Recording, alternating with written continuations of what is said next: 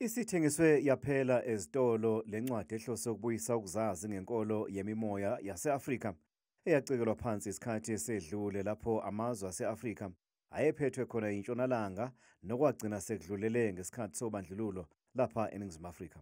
Namhlanje uyi-16 uma ungaya ePitori manje kugcwele lapho kwi-monument. Abantu abamhlophe bayile ngoba bayazazi ukuthi bana ubani. Uma ubheka le heritage abayi-celebrate lapho i-heritage ejulile ezinzile kwinkolo zabo. Thina akasazi ukuthi ubani. Ngicabanga ukuthi mina after 1994 kakumele sime kancane nje before sizama ukuthi senze i-reconciliation, senze ama-Rainbow Nation. Sikhe sithi ukubheka kancane sizibuke ukuthi kahle before konke lokho kwenzeka sasobani phambilini.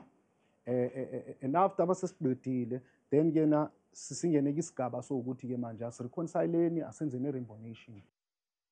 Umcimbi wokwethulwa kwalencwadi ubuhanjelwe osombusazwe yifundiswa amalungu ebandla i-Revelation Spiritual Home kanye nomphakathi.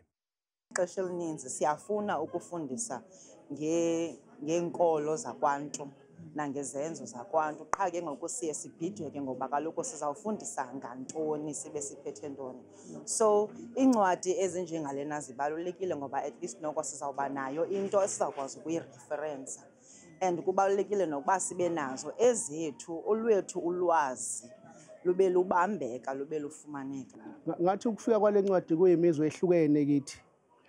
Oqala umuzo obuhlungu ile ukuxebuka entweni ekade sahlala kuyo safika safundiswa sakhula ngayo ecraftiwe system is very difficult kodwa sibonga imboni uzwilezwe ukuthi aselekelele ukuthi masiphuma kulento ebhlungu kangaka ngoba kuyiqiniso ukuthi abanye bahlala kuyo ibhlungu njalo because abazi bazophuma kanjani kodwa ukufika komuntu othunyiwe njengemboni ebese kuba nale ncwadi esizorefer kuyo uma silwa nale system.